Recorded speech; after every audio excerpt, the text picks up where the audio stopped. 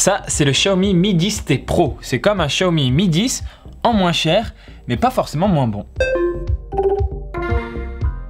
Et oui, c'est tout chaud, c'est tout récent, les Xiaomi Mi 10T, Mi 10T Pro et Mi 10T Lite viennent d'être officialisés et nous on a pu prendre un petit peu en main ce Mi 10T Pro. Et en fait, ce qui est intéressant avec ces téléphones, c'est quand on les compare avec les Mi 10 et Mi 10 Pro qui sont sortis il y a quelques mois maintenant et qui étaient vendus assez cher, en tout cas plus cher que ce que Xiaomi a l'habitude de pratiquer en termes de prix. Ici, on a un Mi 10T Pro qui fait pas beaucoup de concessions, qui est même un petit peu meilleur sur certains points par rapport au Mi 10 Pro et pourtant, il coûte moins cher. Alors comment ils ont fait? Avant de commencer à parler précisément de ce Mi 10T Pro, je voulais juste vous dire qu'entre ce modèle-là et le modèle classique, le Mi 10T, il y a très peu de différences. Du coup, ces différences-là, on va les voir un petit peu plus tard dans cette vidéo. Là, je vais vraiment me concentrer sur le Mi 10T Pro. Déjà, la première concession, entre guillemets, qu'on va observer sur ce Mi 10T Pro, c'est au niveau du design, puisqu'on voit tout de suite qu'il y a un écran plat, alors que sur les Mi 10 et Mi 10 Pro, on avait un écran incurvé. D'un côté, ça engendre quand même des bordures assez épaisses, bien visibles de chaque côté de l'écran,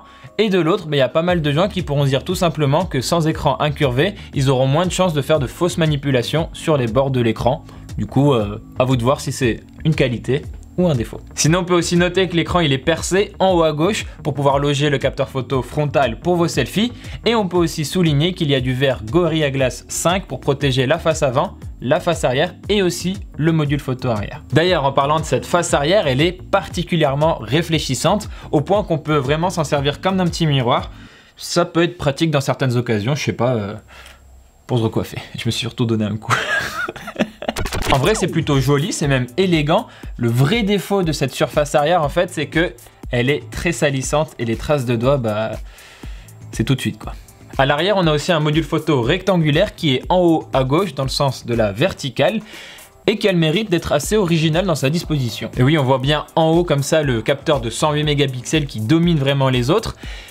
Et quant à savoir si c'est joli ou pas, je vous avoue que je me suis pas encore fait mon avis dessus. Ce que je peux vous dire par contre pour le moment, c'est qu'il est quand même assez protubérant et évidemment, quand on pose le téléphone à plat,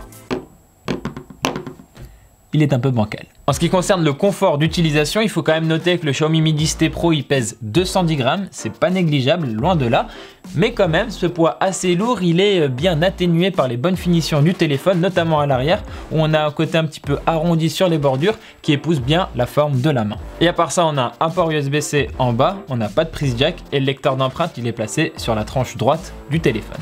Et là on va arriver à la qualité la plus mise en avant par ce téléphone, c'est son écran 144 Hz. 144 Hz, vous en doutez, c'est encore plus fluide que du 120 Hz. Et pourquoi on monte jusqu'à 144? En fait, c'est pour être encore plus adapté, encore plus fluide sur les jeux vidéo. Et pour ne pas consommer trop de batterie, ce mode 144 Hz, il est adaptatif, ça veut dire qu'il ne va pas toujours afficher 144 images par seconde. Ça consommerait trop d'énergie. Non, en fonction des contenus qui sont affichés, on va pouvoir descendre jusqu'à du 30 Hz pour préserver le téléphone. Et pour rappel, les Xiaomi Mi 10 et Mi 10 Pro, eux, ils n'étaient qu'à, entre guillemets, 90 Hz. Sinon, cet écran il a un affichage IPS LCD et c'est peut-être là le plus gros compromis de ce Mi 10T Pro parce que les Mi 10 et Mi 10 Pro classiques, eux, ils avaient de l'AMOLED. Mais si ça vous dérange pas, vous allez pouvoir profiter d'un écran de 6,67 pouces avec une définition Full HD+, au ratio 29e. Et pour vous donner mes premières impressions sur cet écran, dans l'ensemble il m'a l'air vraiment très bien fluide.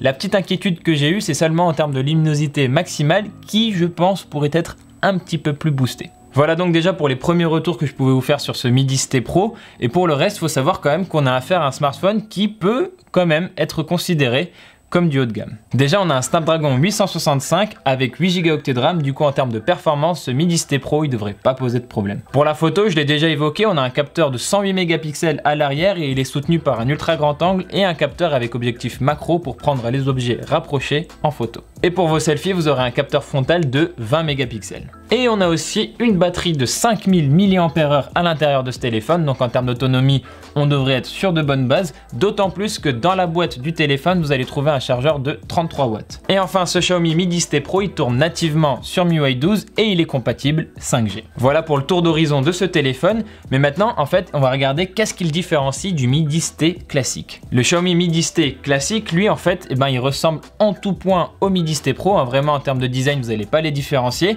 Ce qui change essentiellement, en fait, c'est que à l'arrière, le capteur photo principal du Mi 10T, c'est seulement seulement du 64 mégapixels. On a aussi un petit peu moins de RAM, 6 Go au lieu de 8, et aussi en termes de stockage, le Mi 10T Pro, lui, il a des versions à 128 et 256 Go.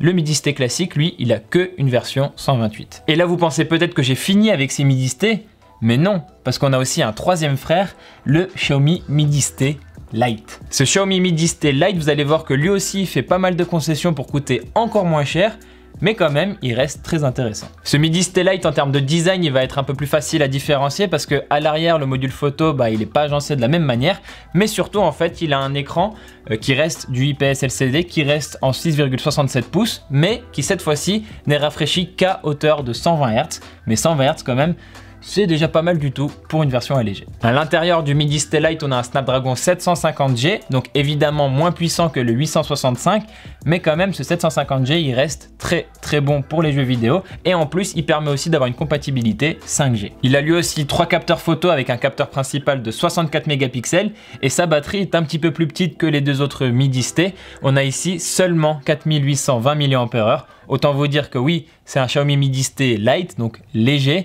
mais il pèse lourd quand même. Et je peux maintenant vous parler du prix et de la date de sortie de ces téléphones, et attention, il va falloir s'accrocher un petit peu. On va commencer par le prix du Mi 10T Pro, c'est le plus cher. Dans sa version avec 256 Go de stockage, il coûte 599,90 €, et dans sa version avec 128 Go de stockage, il descend à 569,90 €. Le Mi 10T, lui, il coûte 499 €, et le Mi 10T Lite, il est encore moins cher parce qu'on a une version 128 Go à 399 € et une version 64 Go à 299 €. Autant vous dire que ces téléphones, ils se posent là en termes de rapport qualité-prix, et il y a fort à parier qu'ils vont se vendre comme des petits pains.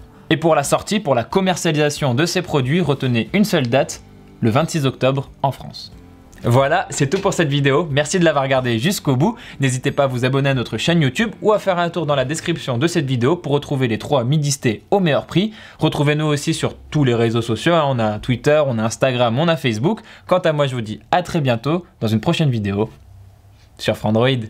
Bye bye.